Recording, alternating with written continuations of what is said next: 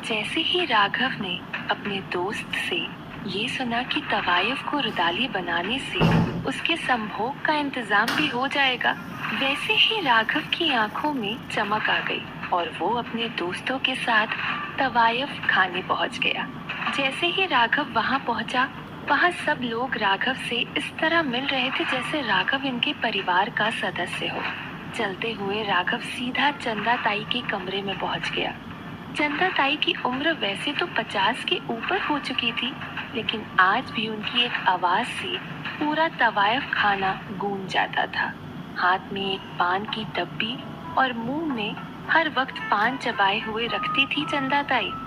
जैसे ही चंदा ताई की नजर राघव पर पड़ी, चंदा ताई के चेहरे पर खुशी झलक आई और कहा, अरे राघव, कैसे हो जाने मन, बहुत दिनों बाद दर्शन दिए। कहकर चंदा ताई अपनी कुर्सी से उठी और राघव के पास जाकर उसे प्यार से गले लगा लिया। राघव ने जवाब देते हुए कहा, हाँ चंदा ताई, बस बहुत कर ली अय्याशियां, अब परिवार की जिम्मेदारियां भी तो संभालनी है। ये सुनकर चंदा ताई की हंसी छूट गई। उन्होंने हंसते हुए कहा, आज पक्का सूरज पश्चिम से उदय हुआ होगा, तभी राघव जिम्मेदारियों की बात कर रहा है। मुझे तो लगा था कि बोतल का ढक्कन खोलना और तवायफ के कपड़े खोलना, बस ये दो ही जिम्मेदारियां हैं तेरी। कहते कहते और हंसने लगी तो इस पर राघव ने कहा, बस चंदा ताई, अब आप मेरी टांग खींचना बंद करो। चंदा ताई हंसते हंसते रुक गई और कहा, चल बता, क्या सेवा करूं मैं तेरी। राघव ने इसका जवाब देते हुए कहा, चंदा ताई, मुझे ना ऐसी लड़की चाहिए जो मेरे साथ रुदाली बनकर मायापुर चल सके। चंदा ताई कुछ समझ नहीं पाई। उन्होंने राघव से पूछा, तवायफ खाने से तुम्हें रुदाली चाहिए, दिमाग घूम गया है तुम्हारा। राघव ने समझाते हुए कहा, क्या फर्क पड़ता है चंदा ताई, इसको पता चलेगा कि रुदाली है या तवायफ। घर और साथ ही साथ जितना पैसा चाहिए उतना हम दे देंगे। इस पर चंदा ताई ने कहा, पागल हो गए हो तुम, मायापुर की रुदाली बनना मतलब सीधा चंद्रकला से बैर, और फिर हर रोज काले सायों का आतंक। सिर्फ पैसों के लिए कौन अपनी जान जोखिम में डालना चाहेगा। जैसे ही चंदा ताई ने ये कहा, वैसे ही पीछे से आवाज आई, मैं चंदा ताई। ये सुनते ही राघव और चंदा ताई दोनों ने पीछे मुड़ के देखा तो सामने रेशमी खड़ी थी। उसने आगे कहा, मैं जाना चाहती हूँ ताई मायापुर में, और अपनी जान जोखिम में डालने के लिए भी तैयार हूँ। जैसे ही राघव ने रेशमी को देखा, राघव के मानो होश उड़ गए। उसका सारा नशा उतर गया। उसने तवायफ खाने में इतनी सुंदर लड़की कभी नहीं देखी थी। काली साड़ी में लिपटी हुई कोई हूर की परी लग रही थी। उसके मखमली बदन से राघव अपनी नजरें हटा ही नहीं पा रहा था। चंदा ताई की आवाज से राघव का ध्यान टूटा। चंदा ताई ने रेशमी से कहा, रेशमी, तुम यहाँ क्या कर रही हो? जाओ अपने कमरे में जाओ। रेशमी ने इसके बाद कुछ नहीं कहा और वहां से चली गई। रेशमी के जाने के बाद राघव ने चंदा ताई से पूछा, कौन थी ये ताई? चंदा ताई ने बताते हुए कहा, रेशमी नाम है इसका। कल ही इसका कोई रिश्तेदार इसे यहाँ छोड़ के गया है, पर इसका दम घुटता है यहाँ। कैसे भी करके भाग जाना चाहती है यहाँ से। चंदा ताई ने इसके बाद रेशमी के बारे में सब कुछ बताया। राघव ने बड़े ही ध्यान से सारी बातें सुनी। राघव ने ठान लिया कि वो रेशमी को ही मायापुर लेकर जाएगा। पहले तो चंदा ताई ने इसके लिए मना किया, लेकिन फिर पैसे का लालच देकर राघव ने चंदा ताई को भी मना लिया और वहां मायापुर में मालती अपने अगले शिकार को ढूंढने में लग गई थी। काफी भटकने के बाद भी वो ये नहीं पता लगा पाई थी कि गांव में कौन कौन पेट से है, क्योंकि जब से मालती ने सुनीता और शारदा की जान ली है, तब से गांव वालों को भी कहीं न कहीं ये आभास हो चुका था कि वो काला साया गर्भवती महिलाओं की जान के ही पीछे पड़ा हुआ है। इसीलिए गांव वाले अपनी गर्भवती बहू को एक कमरे में बंद रखने लगे। घर का कोई भी व्यक्ति ना ही उससे मिलने जाता और ना ही घर में उसकी कोई बातचीत होती, जिसकी वजह से मालती को अपना अगला शिकार ढूंढने में बहुत समस्या हो रही थी। इसलिए मालती को कोई ऐसा शरीर चाहिए था जिसकी मदद से वो अपना अगला शिकार पता कर सके। पर मालती को अभी तक ऐसा कोई शरीर नहीं मिला था जो उसे घर घर ले जा सके। यही सोच सोच कर मालती परेशान हुए जा रही थी। परेशान मालती अकेली नहीं थी, जितेंद्र भी था। अंगुना की बातें उसे अंदर ही अंदर खाई जा रही थी। वो मालती को एक बार तो खो चुका था, अब दोबारा नहीं खोना चाहता था। जितेंद्र इस बारे में मालती से बात करना चाह रहा था, पर मालती आज रात भी उसके पास नहीं आई थी। ये सब होता देख जितेंद्र और ज्यादा दुखी हो गया। उसे लगने लगा था कि क्या मालती अब उससे दूर होते जा रही है? क्या मालती के लिए अब वो कोई मायने नहीं रखता? क्या मालती अब शक्तियों के लालच में इतनी ज्यादा फंस चुकी है कि वो उसे ही भूल गई है? ये सब सवाल जितेंद्र को बहुत परेशान कर रहे थे। और यहाँ जब राघव इतने दिनों बाद तवायफ खाने आया है तो वो बिना संभोग किए तो जाने वाला था नहीं। उसने रात रेशमी के साथ ही गुजारने की इच्छा जाहिर की। उसने चंदा ताई से कहा, तो चंदा ताई, हमारी रात की रानी का इंतजाम किया जाए। रेशमी के बदले मोटी रकम लेने के बाद अब चंदा ताई भी राघव से बहुत ज्यादा खुश थी। उसने राघव से कहा, तुमसे कोई लड़की छुपी थोड़ी है राघव, तुम बस नाम लो, लड़की हाजिर हो जाएगी। राघव ने बिना कुछ सोचे कहा। रेशमी, ये सुनते ही चंदा ताई चौंक गई। उन्होंने राघव से कहा, नहीं नहीं राघव, ये नहीं हो सकता। ये सुनते ही राघव को गुस्सा आ गया। उसने पूछा, ये नहीं हो सकता क्यों? इस पर चंदा ताई ने कहा, क्योंकि अभी तक उसने किसी के साथ संभोग नहीं किया है और ये बात सब जानते हैं कि तुम संभोग के दौरान कितने घातक और जंगली हो जाते हो। राघव ने जवाब चंदा ताई के सामने कुछ और पैसे रखते हुए कहा, उसकी चिंता आप मत कीजिए ताई, आप बस इंतजाम करवाइए। पैसे देखकर चंदा ताई तुरंत मान गई। उसके बाद राघव रेशमी के कमरे में गया। सबसे पहले तो राघव रेशमी को कुछ देर तक निहारता ही रहा। कुछ देर निहारने के बाद राघव ने रेशमी से कहा, तुम चल रही हो मायापुर मेरे साथ, इस दलदल से बाहर।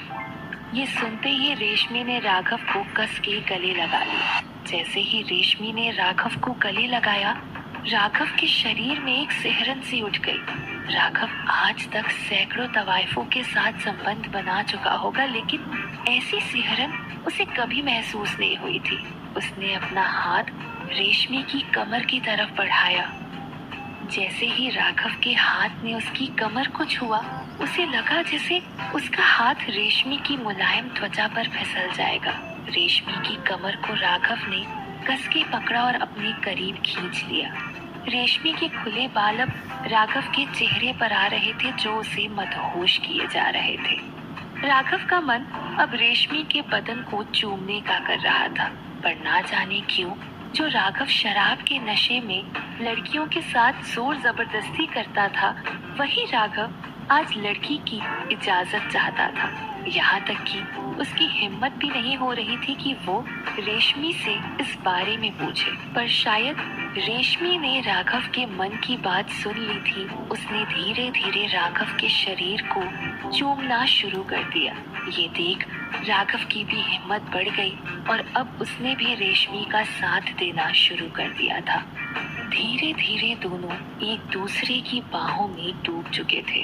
राघव आज जिस तरह रेशमी के साथ मशगूल हो रहा था, वैसा वो आज तक किसी के साथ नहीं हुआ था। जिस तरह का संभोग आज उसने अनुभव किया था, उसकी उसने कभी कल्पना भी नहीं की थी।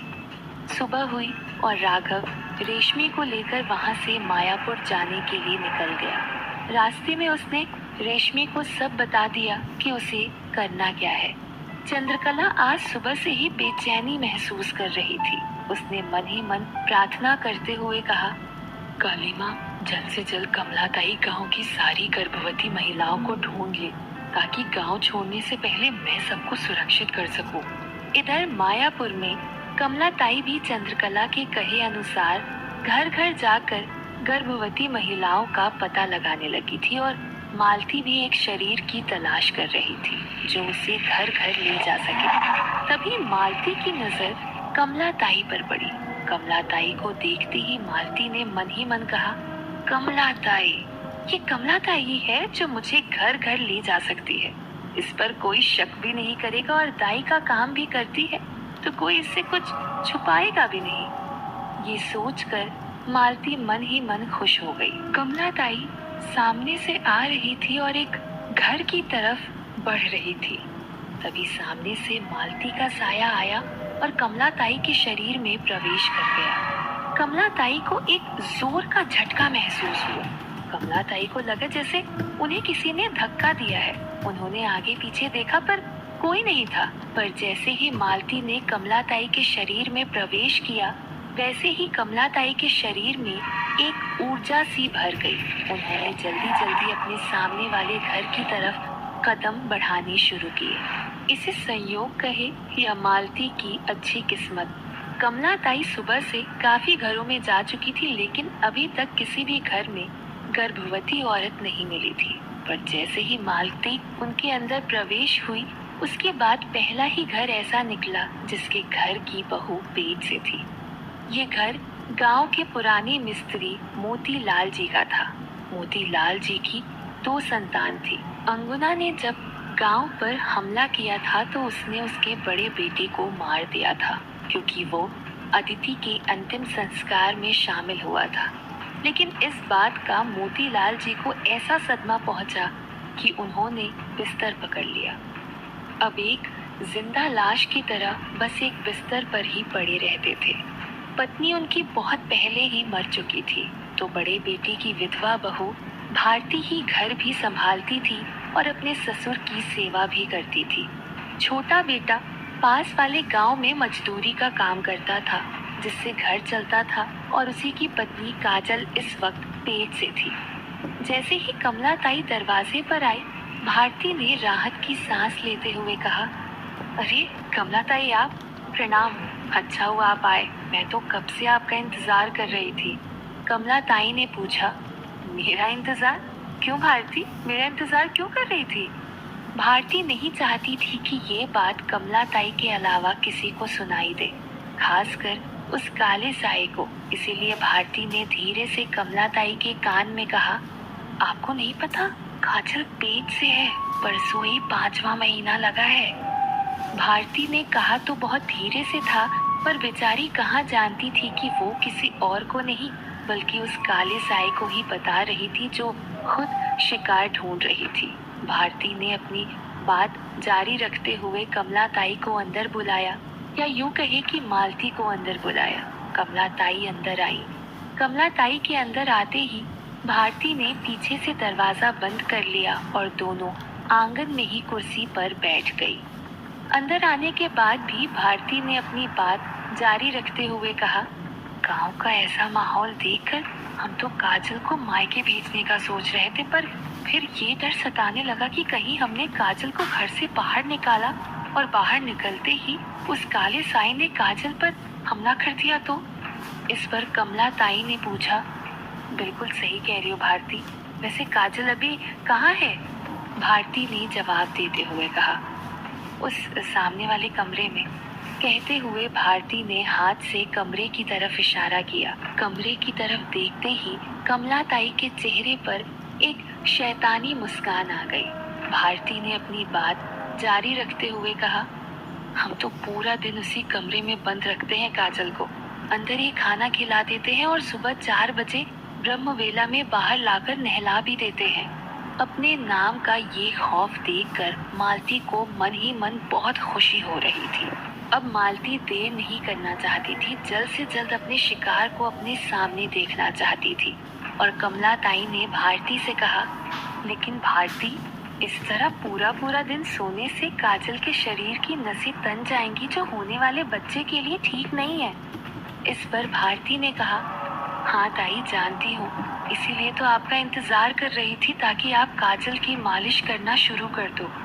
ये सुनकर कमला ताई के अंदर की मालती और ज्यादा खुश हो गई। मालती ने मन ही मन कहा, वाह, यहाँ तो शिकार खुद शिकारी का इंतजार कर रहा है। भारती ने कमला ताई से कहा, क्या हुआ ताई, क्या सोचने लगी?